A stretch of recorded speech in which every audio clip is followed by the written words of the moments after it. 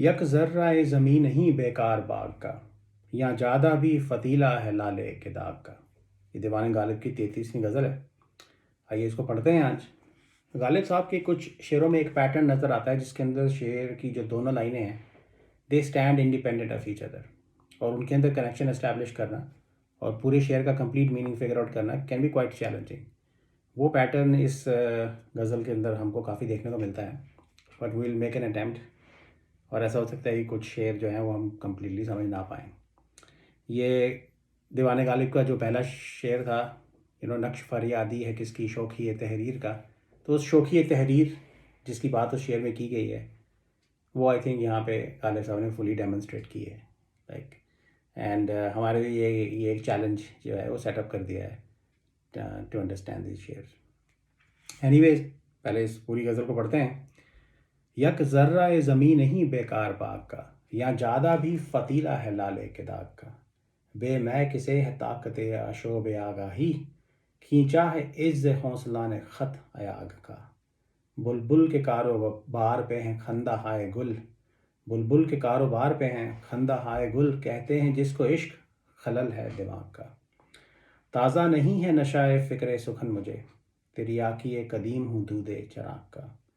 सौ बार बंदे इश्क से आज़ाद हुए हम, पर क्या करें कि दिल ही अदू है फ़राग का। बेखून दिल है चश्म में मौजे निगाह गुबार, ये मैं कदा ख़राब है मैं के सुराग का।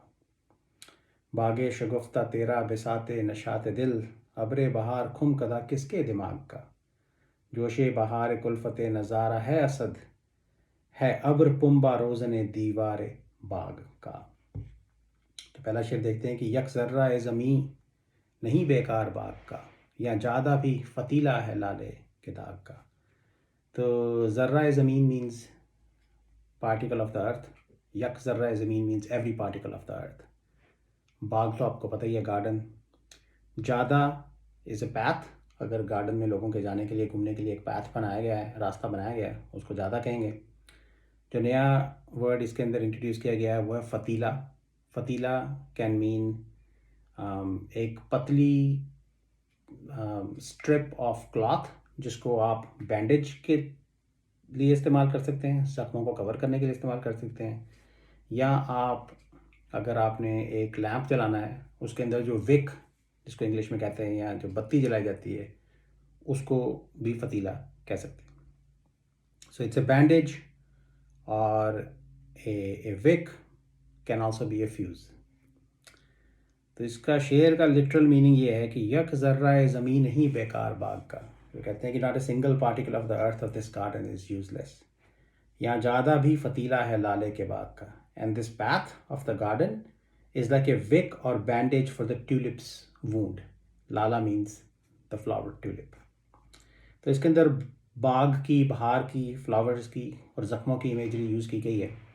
तो जब बाग में बहार आती है तो पूरी दुनिया के लिए तो वो खुशी का मौका होता है, लेकिन शेर व शायरी में ऐसा नहीं होता। क्या तो इस केस के अंदर काफ़ी डिफरेंट मीनिंग्स इससे शेर के निकल सकते हैं। जो दो तीन most obvious ones we will talk about them.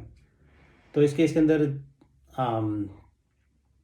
अगर आप जो लाला है, जो ट्यूलिप है, उसको गालिब साहब के या आशिक के दिल से कंपेयर करें तो शेर व शायरी में ये भी एक मेटाफर आता है कि जो ह्यूमन बीइंग्स हैं उनका जो दिल होता है उसके अंदर एक ब्लैक मार्क होता है जिसको सुवेदा कहा जाता है शेर व शायरी में at least, and that represents the passion of the human being. Eventually it has the capability of just burning out the heart.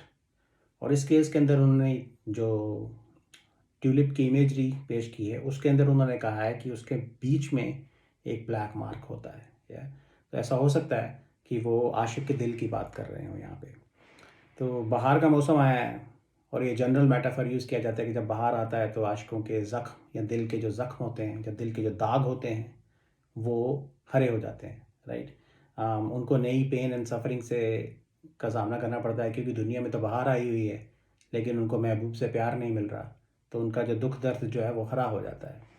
तो अगर आप उस सेंस में इसको इंटरप्रेट करते हैं तो वो कहते हैं कि यक ज़र्रा ज़मीन नहीं बेकार बाग का, that every single particle in this garden is contributing to the pain and suffering of the lover। yeah. um, and it's being useful in that sense, yeah. The use is negative, but every particle is making a contribution. And so much so that the path of this garden, which is covered with greenery, is acting as a dressing or a bandage for the wounds of the lover's heart, right? उसके जो जो दाग हैं उनके ऊपर वो एक bandage बन के एक्ट कर रहा है, या तो ये तो एक मीनिंग है इसका। दूसरा, अगर आप सिंपल ट्यूलिप को एज ए ट्यूलिप इंटरप्रेट करें तो ट्यूलिप खूबसूरत फूल है, चमकता हुआ फूल है। तो आप ये भी कह सकते हैं कि जो फतीला इस केस के अंदर जो है वो उसके in the middle of the flower the black mark, the the path is acting as the wick which is contributing or which is lighting up to give illumination to the tulip, yeah. तो ये पूरी खुशी की imagery भी हो सकती है। Every particle is contributing towards the beauty of the garden, so much so that the path is acting as the wick that is lighting up and giving light to the beautiful tulips over here.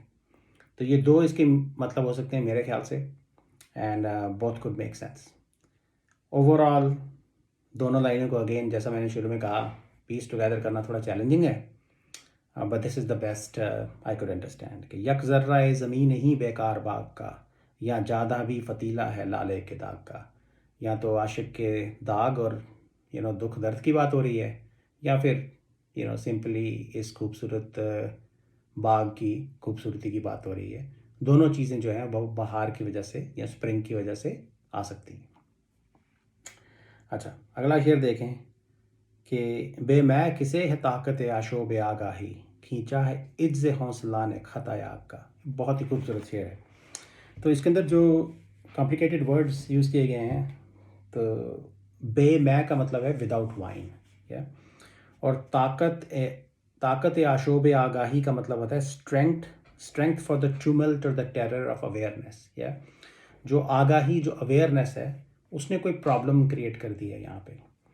तो ये एक general theme है शेर व शायरी के अंदर कि जो ह्यूमन बींग्स की जो वर्ल्डली अवेयरनेस होती है, जिससे जो आपका ईगो भी होता है, जिससे कि आप इस दुनिया के कारोबार को हैंडल करते हैं, that prevents your experience of true divinity, true Joy, that prevents your spiritual progress. और ऐसा अक्सर कहा जाता है शेर व शायरी के अंदर कि आपको एक बेखुदी या नशे की स्टेट में जाना पड़ता है। You have to get into a state of intoxication. और वो इंटॉक्सिकेशन जो है वो शराब की इंटॉक्सिकेशन हो सकती है, वो डिवाइन नॉलेज की इंटॉक्सिकेशन भी हो सकती है। आपको उस इंटॉक्सिकेशन की स्टेट में जाना पड़ेगा जो आपकी to make spiritual progress, to experience the reality of this world. आपकी जो जनरल अवेयरनेस है इस दुनिया की, it does not help you on that path. It can actually be an hindrance, yeah. So I think that is one of the central points of this share. तो वो कहते हैं कि बे मैं किसे है ताकत आशोब आगाही, कि जो इसके अंदर आशोब is like a clamour, a storm, terror, tumult. जो आगाही ने जो मुसीबत क्रिएट कर दी है इसके अंदर, जो एक इतना बड़ा हंगामा बर्पा किया हुआ है, या उसको हैंडल करने की ताकत बिना शराब के किसके पास है। Yeah, so basically he's saying you need intoxication to handle the problems that are introduced by awareness, yeah. And दूसरी लाइन में भी शराब की इमेजरी है। वो कहते हैं कि खींचा है इज्ज हौसला ने खतायाग का। तो इज्ज हौसला का मतलब होता है वीकनेस ऑफ स्पिरिट और लैक ऑफ करेज, और खत इज़ ए लाइन, अयाग मीन्स शराब पीने वाला कप, या द ड्रिंकिंग वेसल और द ड्रिंकिंग कप। तो कहते हैं कि इसका लिटरल मीनिंग ये है कि the weakness of the spirit has drawn A line on the cup, या। तो अब पहली लाइन से तो ये मतलब निकलता है कि शराब पीना अच्छी बात है। तो फिर जो शराब के कप के ऊपर लाइन ड्रॉ की गई है, उसकी इम्प्लीकेशन ये है कि जो people who have self control, they only fill the cup of the wine to that line. वो ज़रूरत से ज़्यादा शराब नहीं पीते, उन्होंने लिमिट डिफाइन की है, वो कप के ऊपर एक लाइन बनाई गई है, वहीं तक शराब भरते हैं और उतनी ही पीते हैं। So this points to the limited intake of wine.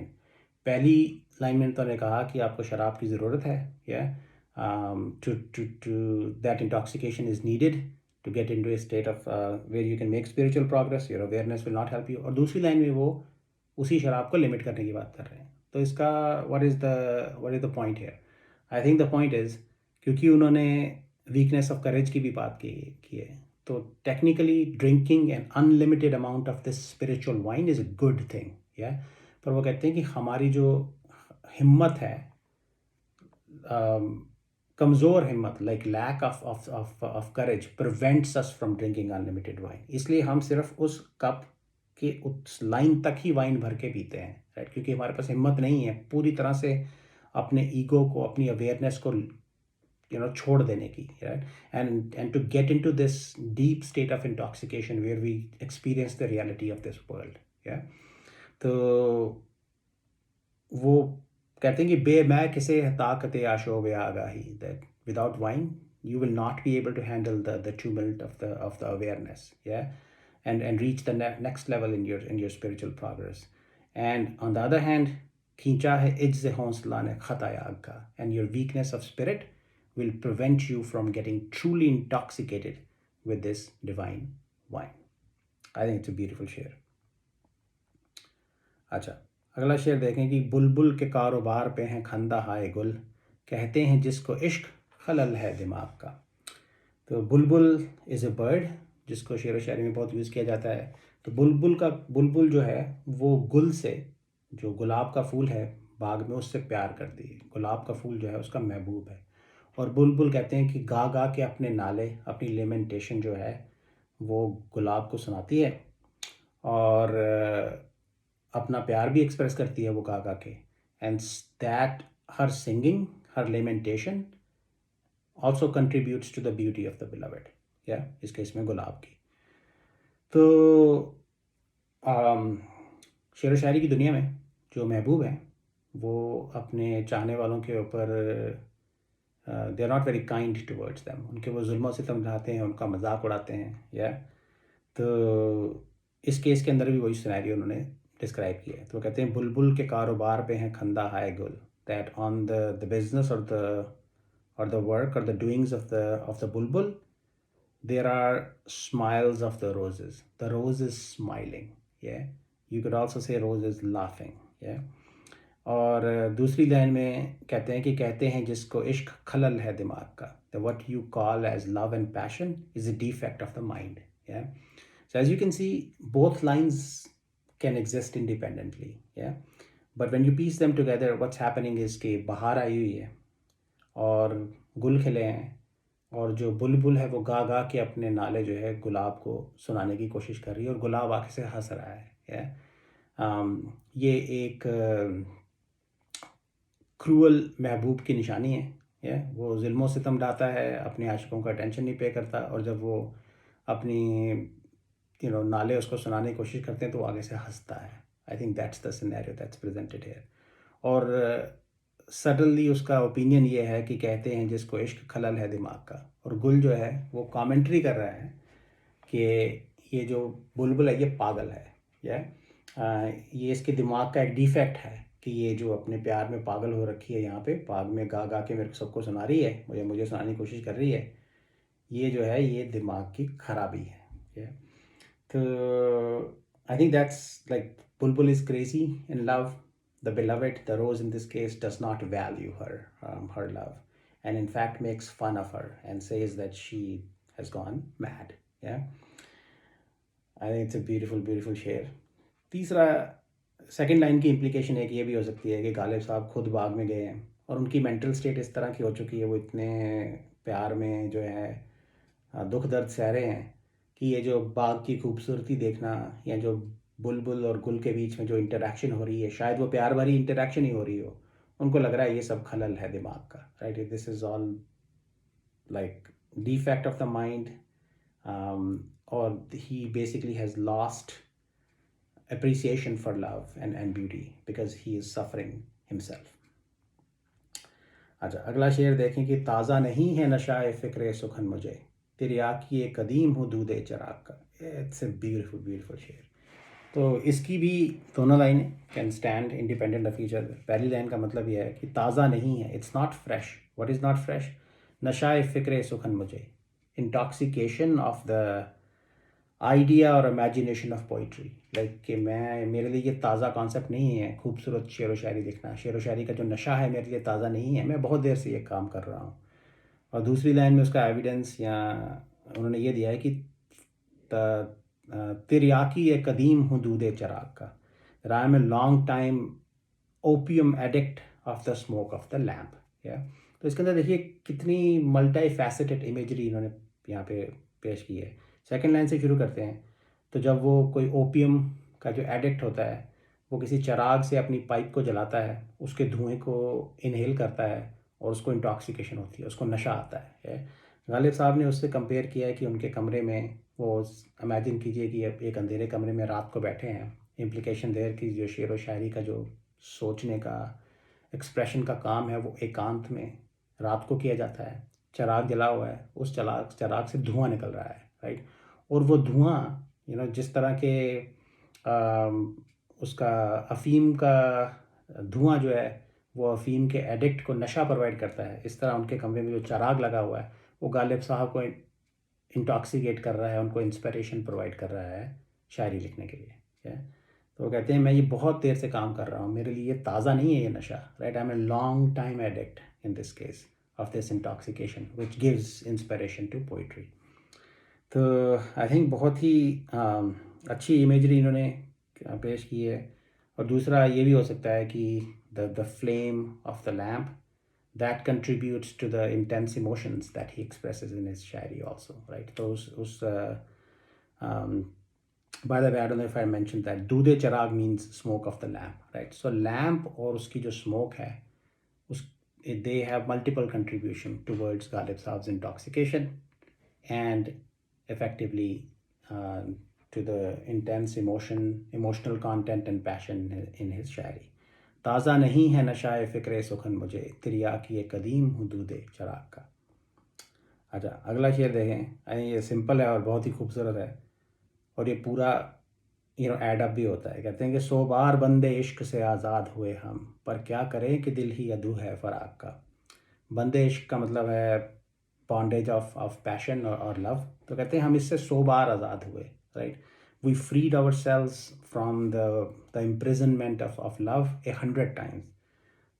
पर क्या करें, what can we do कि दिल ही अदू है फ़राक का। दिस हमारा जो दिल है it's an enemy of freedom. कि हम 100 बार इस इश्क की कैद से भागते हैं लेकिन हमारा दिल जो है वो हमको मजबूर कर देता है वापस आने के लिए, right. He is an enemy of freedom और it is an enemy of freedom. वो कंपल्सिव इश्क में पेन और सफरिंग को झेलने का आदी हो चुका है उनका दिल। तो वो गालिब साहब जो है या उनका जो माइंड है वो कई बार यहाँ से भागने की कोशिश कर चुका है इस कैद से, लेकिन उनका दिल उनको वापस आने के लिए फिर से मजबूर कर देता है। आशिक जो है वो मजबूर है प्यार में, जा नहीं सकता अपने महबूब की, अपने प्यार की कैद से कहीं बाहर। 100 बार बंदे इश्क से आज़ाद हुए हम, पर क्या करें कि दिल ही अदू है फ़राक का। अच्छा, आगे देखें। ये अगला शेर भी बहुत खूबसूरत है कि बेखून दिल है चश्म में मौजे निगाह गुबार, बेखून दिल है चश्म में मौजे निगाह गुबार, ये मैं कदा ख़राब है मैके सुराग का। तो सेकेंड लाइन से शुरू करते हैं। मैं कदा मीन्स वाइन हाउस। वो कहते हैं कि ये मैं कदा ख़राब है मैके सुराग का। This wine house is ruined for the want और need for a trace of wine. तो उन्होंने एक मैकदा डिस्क्राइब किया है जिसके अंदर शराब नहीं है, राइट। और वो बर्बाद हो चुका है, right. And it's longing for a trace of wine, right, because वहाँ शराब की वजह से ही जान थी उस मैकदे में। अब शराब ख़त्म हो गई है, मैकदा जो है डेसोलेट हो गया, वीरान पड़ गया, कोई आता नहीं है वहाँ पे, या कोई रंगीनी नहीं है, कोई महफिल वहाँ पे नहीं जमती। और पहली लाइन में उन्होंने इस मैकदे को कंपेयर किया है अपनी आँखों से। तो वो कहते हैं कि बेखून दिल without the blood of the heart है चश्म में मौजे निगाह गुबार, without the heart's blood in my eye the wave of the gaze has turned to dust. या तो आपने दूसरे शेरों में देखा होगा कि जो दिल है वो खून सप्लाई करता है आँखों को, या और आँखें फिर आशिक की जो आँखें होती हैं वो अपने दुख की वजह से, पेन और सफरिंग की वजह से खून के आंसू टपकाती हैं, खून बहता है आंखों से। आशिक की इस तरह की स्टेट होती है। और जनरली तो ये ख़राब स्टेट है, लेकिन इश्क मोहब्बत में इसको बैज ऑफ ऑनर ट्रीट किया जाता है कि आप इतने इंटेंस इमोशंस एक्सपीरियंस कर रहे हैं कि आपकी आंखों से खून टपक रहा है। अब वो आंखें जो हैं बेखून दिल हो गई हैं। The heart has dried up, या may be because of just weakness, और he is at the end of his life. या इतनी पेन एंड सफरिंग इस इंतहा तक हो चुकी है कि जितना खून था उनकी बॉडी का वो बहा चुके हैं, अब और खून ही नहीं है, right. There is no more capacity to handle pain and suffering. खून ख़त्म हो गया है, आंखें ड्राई हो गई हैं खून से, और वो कह रहे हैं कि है चश्म में मौजे निगाह गुबार, कि the wave of the gauge is like dust, कि इन आँखों में ये वीरानी छाई है, यहाँ पे खाक उड़ रही है। इफ़ेक्टिवली ये है कि उनकी अपनी लाइफ में से इश्क और पैशन जो है वो ख़त्म हो चुका है, and his life has become like a desolate wine house. I think it's a beautiful imagery, और इम्प्लीकेशन इसके ये है कि खून के आंसू रोना, experience of these intense emotions is what keeps the lovers alive. Yeah. बेखून दिल है चश्म में मौजे निगाह गुबार, ये मह कदा खराब है मैं के सुराग का। शराब ये ख़त्म हो चुकी है, ये खून दिल की शराब अब ख़त्म हो चुकी है। गालिब साहब की ज़िंदगी, उनकी आँखें जो हैं वहाँ पे अब खाक उड़ रही है। अच्छा, अगला शेर I think it's probably the most complicated in this ghazal, कि बागे शगुफ्ता तेरा बिसाते नशात दिल, अब्रे बहार खुम कदा किसके दिमाग का। तो बागे शगुफ्ता मीन्स ए ब्लूमिंग गार्डन, बिसाते नशात दिल, बिसात का मतलब होता है लाइक ए कारपेट और ए स्प्रेड, राइट। तो बिसाते नशात दिल का मतलब होता है carpet of the Joy of the heart. या तो बागे शगुफ्ता तेरा बिलावेड का गार्डन है इस केस के अंदर, राइट। कहते हैं तेरा जो ये खूबसूरत बहार से भरा हुआ जो गार्डन है, ये it's like a carpet for the Joy of the heart. It's a joyful place, it's a beautiful joyful place. या और दूसरी लाइन में एक उन्होंने क्वेश्चन पोज किया है कि अब्रे बहार खुम कदा किसके दिमाग का, कि अब्रे बहार means this rain cloud of spring, खुम कदा इज लाइक ए, खुम इज द कैस्क, जो बड़ा ड्रम होता है जिसके अंदर शराब रखी जाती है, किसके दिमाग का, like this rain cloud of spring, of whose mind is this a cask house और ए वाइन हाउस। या इफ़ेक्टिवली वो कह रहे हैं कि ये उन्होंने कंपेयर किया है, जो बाहर का जो अब्र है, जो बादल छाए हुए हैं, वो शराब बरसाएंगे, राइट। वो कहते हैं ये किसके दिमाग का खुमकदा है, राइट। इफ़ेक्टिवली ये किसके दिमाग के ऊपर के अंदर ये शराब बरसाई जाएगी, या किसके लिए ये शराब बरसाई जाएगी। अब दिमाग का खुमकदा होना कि इसकी क्या इम्प्लीकेशंस हैं, वेरी हार्ड टू इंटरप्रेट। या क्योंकि it also points out to some site of imaginary state, कि somebody has visualized this in their mind. या क्या ऐसा है, probably.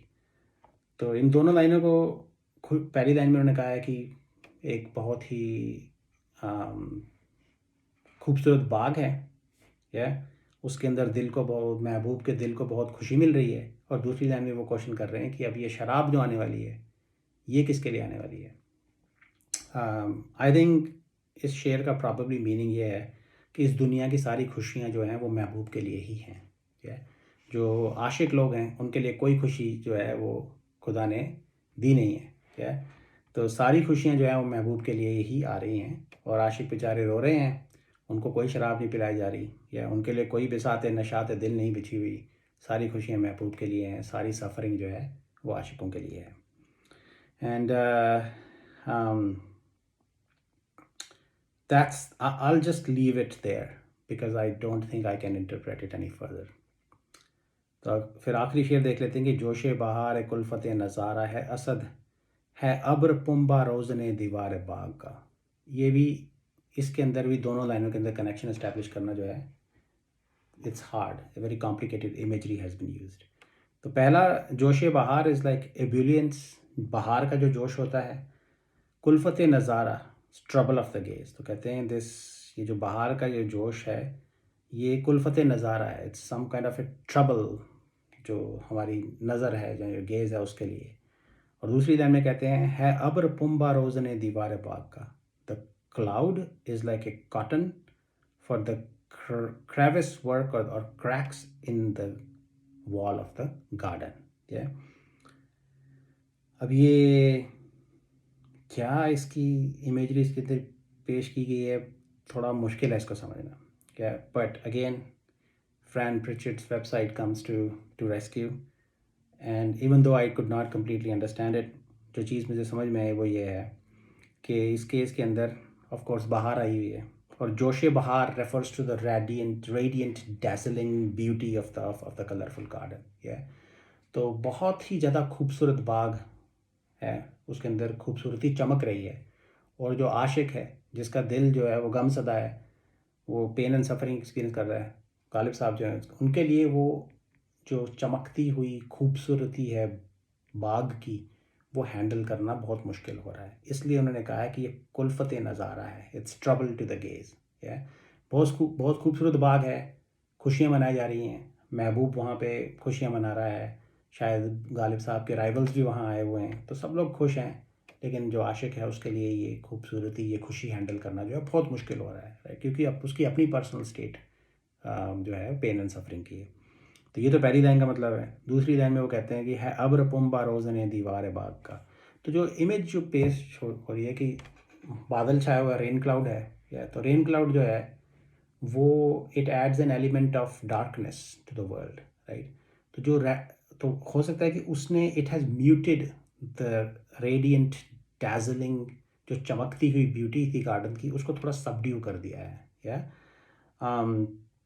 And may be somehow it's helping Mirza Ghalib साहब. या क्योंकि उनसे वो खूबसूरत ब्यूटी, चमकती हुई खूबसूरती हैंडल नहीं हो रही थी. और जो रोज़न दीवार का पुम्बा उन्होंने बोला, तो शायद वो कहने की कोशिश कर रहे हैं लिटरली ये कि जो गार्डन है उसके बाहर जहाँ गालिब साहब खड़े हैं, अंदर खूबसूरती है, खुशी है, और उस दीवार जो बाग की दीवार है उसके अंदर क्रैक्स हैं, क्रेविसेस हैं. तो वो कह रहे हैं कि जो अब्र है वो एक्ट कर रहा है एज कॉटन, जिससे वो क्रैक्स जो हैं भर दिए जाएँ. क्रैक्स भर दिए जाएंगे तो शायद जो अंदर से रोशनी आ रही है वो गालिब साहब तक ना पहुँचे. And that makes him feel a little better because now he doesn't have to directly confront the radiant dazzling beauty of the garden. And is that helping? Perhaps not, but I think overall theme ये है कि इस दुनिया में और महबूब की दुनिया में या रकीबों की दुनिया में बहुत सारी खूबसूरती है, लेकिन आशिक जो है वो ऐसी स्टेट से गुज़र रहा है जिससे ना सिर्फ उसको कोई वास्ता नहीं है इस खुशी से, इस खूबसूरती से, but he finds it difficult to handle. And he is looking for some sort of relief in this case, and perhaps the dark clouds will dampen that beauty a little bit and help Mirza Ghalib out. I think that's the theme. And शेर को फिर से पढ़ देते हैं कि जोशे बहार कुल्फ़त नज़ारा है असद, है अब्र पुम्बा रोज़ने दीवार बाग का. ये थी पूरी गज़ल. I hope you enjoyed it. Thank you.